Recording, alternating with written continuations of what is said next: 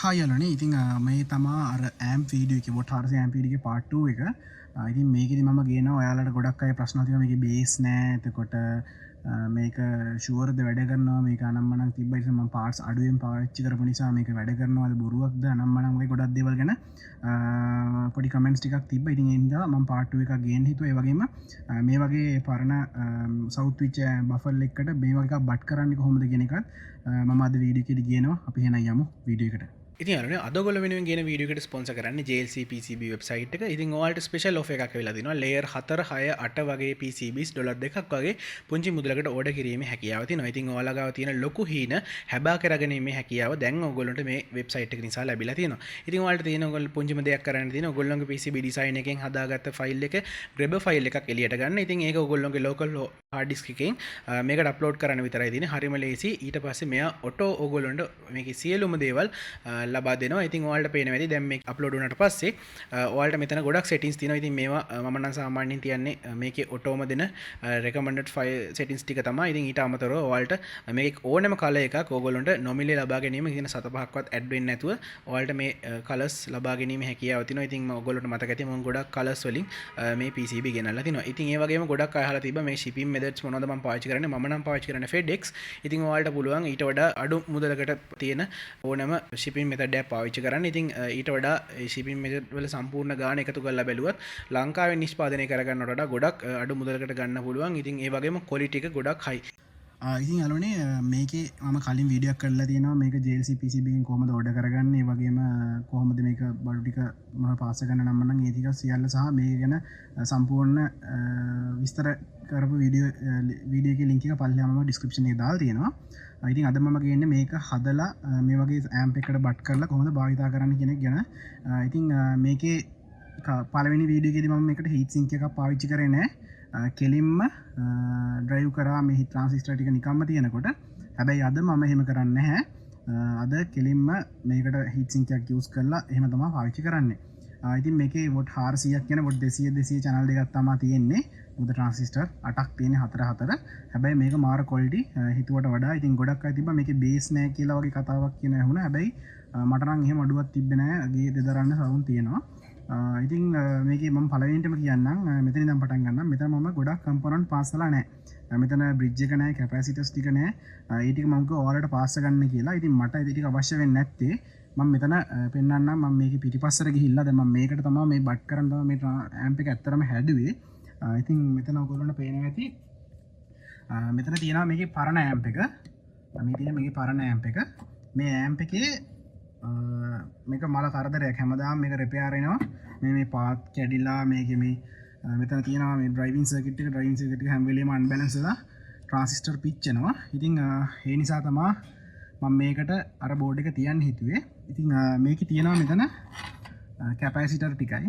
මෙතන තියෙන්නේ කැපැසිටර් ටික තියෙනවා. ඉතින් කැපැසිටර් ටික ඉතින් ඒකෙන් හැදෙනවා මෙතන යාළුවනේ 45 වෝල්ටේජ් එකක් හැදෙනවා. ඔක්කොම 80ක්. ඉතින් DC මැන්නාම ඕපන් වෝල්ටේජ් එක 95ක් විතර එනවා. ඉතින් ලෝඩ් වෙනකොට අඩු වෙනවා.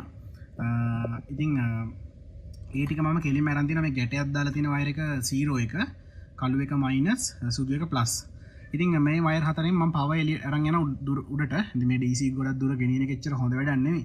උලාට පුළුවන් නම් ටික ලොකු වයර් දාන්න. නැත්නම් ඇත්ත අනිත් දේ මම මෙතනට ගේන්නේ නැතුව මොකටද ඇම්ප් එක උඩහට ගෙනිහිල්ලා තියෙන්නේ කියන එක. පළවෙනි හේතුව මේ ඇම්ප් සවුත් වෙන්න හේතු කිහිපයක් තියෙනවා. ඉතින් මම අත්‍තරම අද වීඩියෝ එකේ ගොඩාක් ඕගොල්ලන්ට ඇඩ්වයිස් දෙන්න හිතුවේ. මොකද මේ පාර වීඩියෝ ගොඩක් දේවල් කරන්න දෙයක් නැති නිසා. පළවෙනි දේ මේක මේ ලොකු බෆල් ස්පීකර් දෙකක් අඟල් මම හිතන්නේ 12 වගේ බෆල් දෙකක් තියෙන්නේ. ස්පීකර්ස් දෙකක්. ඉතින් ස්පීකර් දෙකේ ভাইබ්‍රේෂන් එකට මේකේ මේ පාත් ගැලවෙනවා. මේ බෝඩ් එක දෙදරනවා හයියෙන්. ඉතින් එතකොට මේක ලෙඩ දෙනවා ඉක්මනට. සාමාන්‍යයෙන් අවුරුදු 3ක් වගේ තමයි හොඳට පාවිච්චි කරන්න පුළුවන්. ඒ කියන්නේ ගෙදරක වගේ පාවිච්චි කරනවා නම් කොහේ හරි වැඩකට දානවා නම්, ඒ කියන්නේ මොකක් හරි අවුට්ඩෝර් එකකට වගේ දානවා නම් මේක සාමාන්‍යයෙන් අපි 70%ක් විතර වොලියුම් කන්ට්‍රෝල් එක වැඩි කරනවානේ. අනිවාර්යයෙන්ම අවුරුද්දක්වත් පාවිච්චි කරන්න බෑ. ඒක තමයි කේස් එක. ගෙවල් වල සමහරක් අය බොරු කියන්න එපා. ඔයාලා මේ මම මේක දැන් අවුරුදු 5ක් පාවිච්චි කරනවා කියලා කියන්න ඉඩ තියෙනවා. ඒකට හේතුව තමයි ඔයාලා ගේ ඇතුලේ ගොඩාක් හයියෙන් දාන්නේ නැහැ. ඔයාලගේ සද්ද ඉතින් මොකද ඊට පස්සේ පැහැදිලි නෑනේ ගියක් අස්සේ ගොඩාක් වයිබ් මේ වටේ තියෙන රිවර්බ් එක නිසා අපිට ඇහෙන්නේ නැහැ. එහෙනම් අපි ගානකට තමයි හැම වෙලෙම අහන්නේ. ඒක නෙවෙයි මං කියන්නේ. අපි මේක හරියට මේකේ වොට් ගාන යූස් කරනකොට මේක ඉක්මනට සවුත් වෙනවා. ඉතින් ඒ නිසා මේක ඇත්තට මෙතන මම මෙතනින් උඩට ගෙනිච්චේ ඒ නිසා. මොකද මේ උඩ බෝඩ් එකක් නැත්තම් වැඩි කල් නැතුව ආයෙ රිපෙයාර් වෙන නිසා. ඉතින් මේවා අවුලක් නැහැ. මේක ඉතින් මම මෙතන දැන් මේක තිබ්බට මේක සාමාන්‍යයෙන් එහෙම ගැලවෙනවා හරි අඩුයි. මොකද ගොඩාක් ලොකු ඉයන් ඩොට්ස් තියෙනවා. කැපැසිටර් උත් හොඳට මවුන්ට් කරලා තියෙනවා එහා පැත්තෙන් මේකට. ඒ හින්දා ඒක හොඳට තියෙනවා. හැබැයි මේ ට්‍රාන්සිස්ටර් තියෙන මේ පැත්ත එච්චර හයිය නැහැ. ඒකයි ගොඩක් කේස් වෙන්නේ. ඒක තමයි අනිත් එක දෙයක්. ආයෙ මේ ඇම්ප් එක අනිත් කේස් එක තමයි මේ ට්‍රාන්සිස්ටර්. මේ පොඩි ට්‍රාන්සිස්ටර් හතරක් තියෙන මේක ඉක්මනට ඒ කියන්නේ හීට් සින්ක් එකට ඇබ්සෝබ් වෙන්න කලින් ට්‍රාන්සිස්ටර් හීට් වෙනවා. හීට් වෙලා මේ ට්‍රාන්සිස්ටර් පිච්චෙනවා. ඒක තමයි අනිත් කේස් එක. ඊට පස්සේ මෙතන චූඩි ඩ්‍රයිවිං ට්‍රාන්සිස්ටර් කිහිපයක් තියෙන. ඒකෙන් තමයි මේ ලොකු ට්‍රාන්සිස්ටර් ඩ්‍රයිව් කරන්නේ. ඊට අමතරව A නම්බර් ටිකක් අර TSOP 45 වගේ පැකේජ් එකකින් තියෙනවා. නමුත් ඒවත් ගොඩාක් රත් වෙනවා. ඒක අල්ලන්නවත් බැරි වෙන රත් වෙනවා. ඉතින් ඒක මහා කරදරයක්. ඒව රත් වෙනකොට මේකේ වැලියු වෙනස් වෙලා ට්‍රාන්සිස්ටර් පිච්චෙනවා. ඉතින් මේ ඇම්ප් එක ලෙඩ ගොඩක්. ඉතින් ඒ නිසා තමයි මේක මම මෙතනින් ඈත්ම කරලා දැම්මේ. මේ වයර් එක මම මේ පැත්ත විස්තර කරන් උඩහට යන්න. මේ වයර් එක ඇවිල්ලා ෆෑන් එකට දාලා තියෙන්නේ. මේක 12 වෝල්ට් ලයින් එකක් මම මේකෙන් අරගෙන තියෙනවා. ඊට පස්සේ මේකේ ප්‍රොටෙක්ෂන් එක මේකෙම එක ගත්තා. ඔයාලටත් මම කියලා දෙන්නම් ගන්න විදිය. ඔයාලා දන්නවා මෙතන රිලේ එකක් ඉන්නේ. ඩුවල් පෝල් රිලේ එකක් එන්නේ. ඒ රිලේ එකේ මම ඉන්පුට් පැත්තට, ඒ කියන්නේ මේ ට්‍රාන්සිස්ටර් වලින් කෙලින්ම ඇවිල්ලා මෙන්න මේ පාත් දෙකෙන් අවුට් වෙනවා මේ රිලේ එකට. රිලේ එකෙන් කරන්නේ ඉන් කරගන්නවා. ඒ channel දෙකට මම කෙලින්ම අර ඇම්ප් එකේ ඉන් එක අවුට් එක ස්පීක් අවුට් එක කරන් මේකට පාස් කරලා තියෙනවා. ඊට පස්සේ රිලේ එකේ අවුට් එක අරගෙන මම මේ වයර් දෙකෙන් ස්පීකර් දෙකට මේකක් මේකට අනිත් එක මේකේ කනෙක්ටර් ගහන මෙන්න මේ කනෙක්ටර් ගහන එකටත් අරන් ඇවිල්ලා තියෙනවා. එතකොට මේක වැඩ කරනවා. ඒ කියන්නේ මේකට හදිසියෙ DC ලයින් එකක් ආවොත් මේක ඕෆ් කරගන්නවා. අනිත් දේ තමයි ඔයාලා මතක ඇති මගේ කලින් මේ channel එකේ කරා වීඩියෝ එකක් මේ වගේ බෝඩ් එකක් කරා.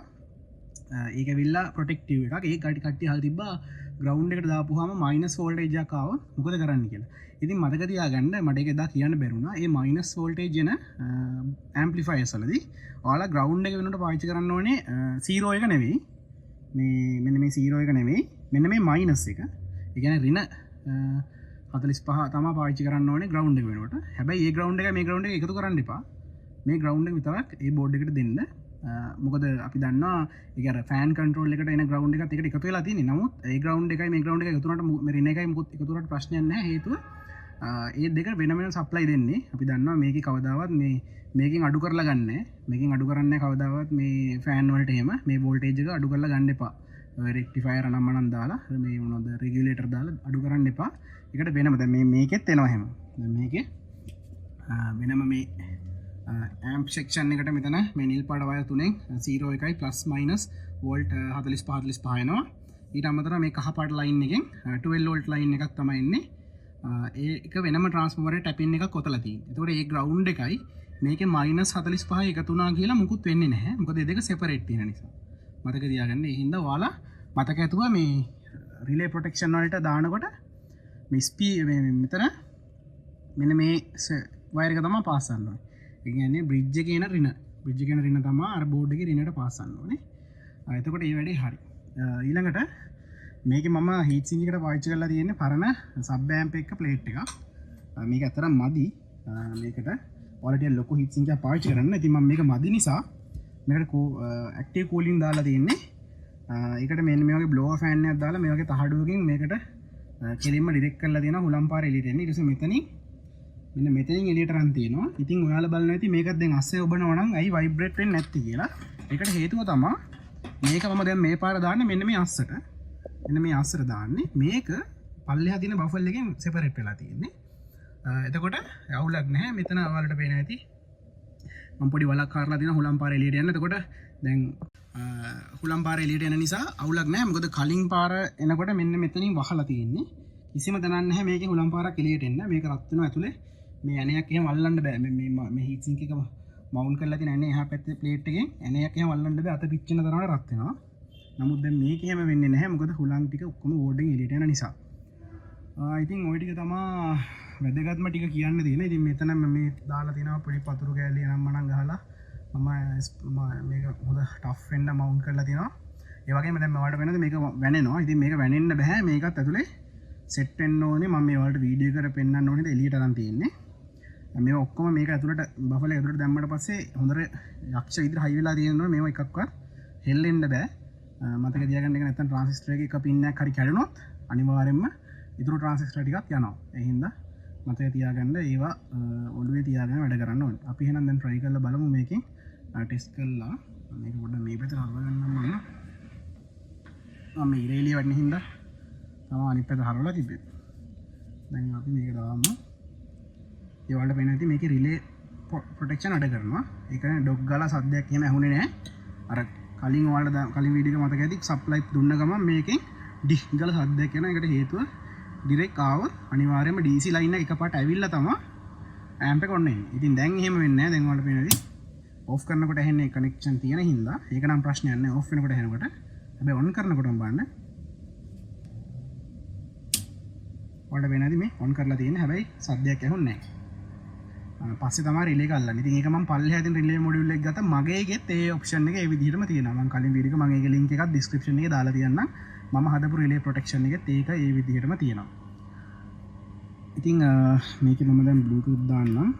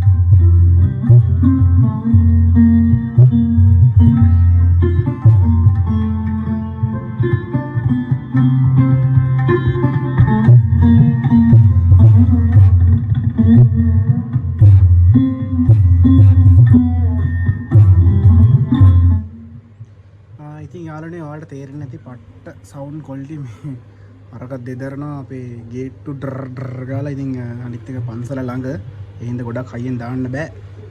මොකද මාරම් ක්වොලිටි මං හිතුවට වඩා. මොකද මේ ඇත්තටම මේ YouTube library එකේ තියෙන සවුන්ඩ් දැන් ඇත්තටම ක්වොලිටි මම හිතුවේ නෑ එච්චර සවුන්ඩ් තියෙයි කියලා. මම දැන් ප්ලේ කරාට පස්සේ තමයි එකක් තේරුම් ගත්තේ. ඔයාලා YouTube වීඩියෝ කරනවා නම් YouTube library එකේ දැන් ඕන තරම් ෆ්‍රී ඔඩියෝ තියෙනවා ඔයාලට ගන්න. ඉතින් ඔයාලට පොඩ්ඩක්වත් රත් වෙලාවත් හිතලවත් නැහැ මේ හීට් සින්ක් එක. මොකද මේ ෆෑන් එකක් තියෙනවා, ඒ පවර්ෆුල් ෆෑන් එක යකා වගේ. මොකද මේ එහෙනම් ප්‍රශ්නයක් වෙන්නේ නැහැ. ඉතින් මම හිතනවා ඔයාලට ගොඩාක් වැදගත් වෙන්න ඇති දැන් කරපු දේවල්. ඉතින් තව මොනවද ප්‍රශ්න තියෙනවා නම් ඔයාලා අහන්න. ඉතින් උඩ පැත්ත ගැන මම පැහැදිලි කරලා ඉන්නම් ඊට කලින්. ඉතින් මේකේ මම ඔයාලට පේන විදිහට මෙතනත් මම රෙසිස්ටර් එක දැම්මේ නැහැ. මේක මම කිව්වා ඒක ඇත්තටම අපි සාර්ථක දෙයක් නෙවෙයි. මොකද ෆීඩ්බැක් එකක් ගන්න නැහැ මේ බෝඩ් එකේ. එහෙනම් මේක බයිපාස් කරලා තමයි හැම එකෙම මේ පින් දෙකේම අරන් තියෙනවට පේනදී. ඒක මම පාවිච්චි කරලවත් නැහැ. ඉතින් ස්පීක් අවුට් එකේ ග්‍රවුන්ඩ් එක මම මෙතන අරගෙන ඔයාලට ඕන එකක් ගන්නත් පුළුවන්. ඉතින් මම මේක තිබ්බ නිසා වයර් ටික ගත්තා. ඔඩියෝ ඉන්පුට් එක මෙතනින් දීලා තියෙන්නේ. ඒක කෙලින්ම මේ මික්ස් අවුට් එක කෙලින්ම ඇම්ප් එකේ එවිල්ලා තිබ්බේ මෙන්න මෙතනට. අන්න මේ මෙතන ෂොකට් එකට ඇවිල්ලා තිබ්බේ. මම ඒක ගලවලා කෙලින්ම ආයෙ නැවත උඩට ගත්තා. ඉතින් ඒක තමයි මෙතන තියෙන්නේ. ඒක ඔඩියෝ ඉන්පුට් එක එතන දීලා තියෙනවා. මේන් දෙක ප්‍රශ්නයක් නැහැ. එතකොට මම හිතනවා ඔයාලට සෑහෙන දේවල් මම මේ ඇම්ප් එකේ අඩුපාඩු නැතුව කිව්වා කියලා. ඉතින් අනිත් එක තමයි ගොඩක් කිව්වා හයියෙන් හම් එකක් එනවා කියලා. ඉතින් මේකෙත් ඒ හම් එක ඉස්සර නැහුණා තාමත් ලාවට ඇහෙනවා. පළවෙනි දේ තමයි ඔයාලා 2 pin plug එකකින් මේ වගේ ලොකු ඇම්ප් ගහන්න එපා. එතකොට හම් එක ඇහෙනවා. දැන් මම දැනට ගහලා තියෙනවා කිව්වට 2 pin එකකින් තමයි. ඉතින් 2 pin එකකින් ගහන්න එපා. අනිවාර්යෙන් ඔඩියෝ ග්‍රවුන්ඩ් එක අර්ත් කරා නම් මේක අඩු කරගන්න පුළුවන් හම් එක. ඉතින් අඩු කරන්නේ නැතිම කරන්න පුළුවන්. කියන්නේ 0 ohm හම් එකක් වෙන්න. ඒ වගේම මේව අල්ලනකොට හම් එක අඩු වෙනවා. මේ knobs අල්ලනකොට ඉතින් ඒ අර්ත් එක නැති හින්දා අනිවාර්යෙන්ම අර්ත් එක හදාගන්න. ඒ වගේම මේ මෙන්න මේ වගේ ෆෑන් වලින් යන වයර් අනිවාර්යෙන් මෙන්න මේ වගේ ට්විස්ට් කරන්න, අඹරන්න. එතකොට ඒ වගේ හැදෙන ඉන්ටර්ෆියරන්ස් නැති වෙලා යනවා. ඉතින් ඔය වගේ දේවල් පොඩි දේවල් ඒ වුණාට ඉතින් සමහරක් අයට ඒක ගැන දැනුමක් නැති වෙන්න පුළුවන්. ඊට පස්සේ Bluetooth kit ගහනකොට Bluetooth kit වලින් එන හම් එක අදිනවා. මේක නම් ඒක තමයි ගොඩක් එන්නේ. මේක මේ FM වලට එහෙම දාපුවම හම් එක නැති වෙනවා. Bluetooth වලට දාපුවම හම් එක එනවා. ඉතින් මේ වගේ ප්‍රශ්න වෙනවා. ඉතින් ඒකට හේතුව මේ ඔඩියෝ මේ මික්සර් එකට එන්නේ 12 වෝල්ට් ප්ලස් මයිනස් එකක් ඉන්නේ. ඉතින් මේ සප්ලයි එකේම ප්ලස් එකෙන් තමයි මේකට මේ සප්ලයි දීලා තියෙන්නේ. මේ Bluetooth kit වලට කවදාවත් එහෙම දෙන්න බෑ. මේකට වෙනමම ආයි සප්ලයි එකක් දෙන්න ඕනේ. එතකොට තමයි ඒක නැති කරගන්න පුළුවන්. එතකොට ඒකත් මම හිතනවා ඔයාලට දැන් තේරෙන්නේ නැති කියලා. ඒ වගේම අනිත් එක ට්‍රාන්සිස්ටර් මම දාලා තියෙන ඔරිජිනල් ට්‍රාන්සිස්ටර්. මේක කොපි නෙවෙයි. ඔරිජිනල් ටොෂිබා ට්‍රාන්සිස්ටර් දාලා තියෙන්නේ. ගොඩක් අය ලෝකල් දාලා ඉවරලා දෙකට පුපුරලා දෙනවා. මේව නම් ලෝකල් ඈ. මේ ට්‍රාන්සිස්ටර් එක මගේ ලෝකල් දැම්මේ. ඒව නම් ඉතින් අවුලක් නැහැ. මොකද ඩ්‍රයිවිං ට්‍රාන්සිස්ටර් මහ ලොකු කරන්ට් එකක් ගන්නෙ නැහැ. ඒ හින්දා මේ ට්‍රාන්සිස්ටර් නම් ලෝකල් දාලා තියෙන්නේ. අර ටික ඔක්කොම ඔරිජිනල් දාලා තියෙන්නේ. ඒකත් පළවෙනි දෙයක් මතක් කරන්න ඕනේ. මේකේ තියෙන කිසිම දෙයක් ආයෙ වෙනස් කරලා නැහැ. වෙනස් කරලා තියෙන්නේ මේක උඩට ගෙනාව ඇම්ප් එක. ඉතින් ඔයාලා ඒ වෙනස දැනයි ඔයාලත් මේ වැඩේ කරොත්. මොකද මේක මෙහෙම තියෙද්දි මේ ඔක්කොම හැමතැනම ඇවිදිනවා. ඉතලා මගේ මෙතන මම නිකන් ෆෑන් එකක් උඩින් තියලා තිබ්බා. ඒවා විසික්ක වෙන එළියට. එච්චර වයිබ්‍රේට් වෙනවා මේක. ඉතින් මේ වයිබ්‍රේෂන් එකට අනිවාර්යයෙන්ම මේවා වැඩි කල් තියෙන්නේ නැහැ. මෙහෙම වුණාම අර එළියේ දැන් එහා පැත්තේ එක මෙයා අරගෙන මට මතක විදියට මට කිව්වේ අවුරුදු දෙකක්වත් නැහැ කියලා. වැඩකට දාලා නැහැ ගෙදර පාවිච්චියේදී. ගෙදර පාවිච්චියේදීම සවුත් වුණා. ඉතින් ඔයාලට පේනද මේ මම රෙපෙයා කරලා නෙමෙයි. මේ කලින් එක්කෙනෙක් රෙපෙයා කරලා හදන්න බෑ කියලා. ඒ කියන්නේ පළවෙනි පාර හදලා සල්ලි අරගෙන ඊට පස්සේ හදන්න බෑ කියලා අතහැරලා දාපු එකක් මේ තියෙන්නේ පේනවා ඇති.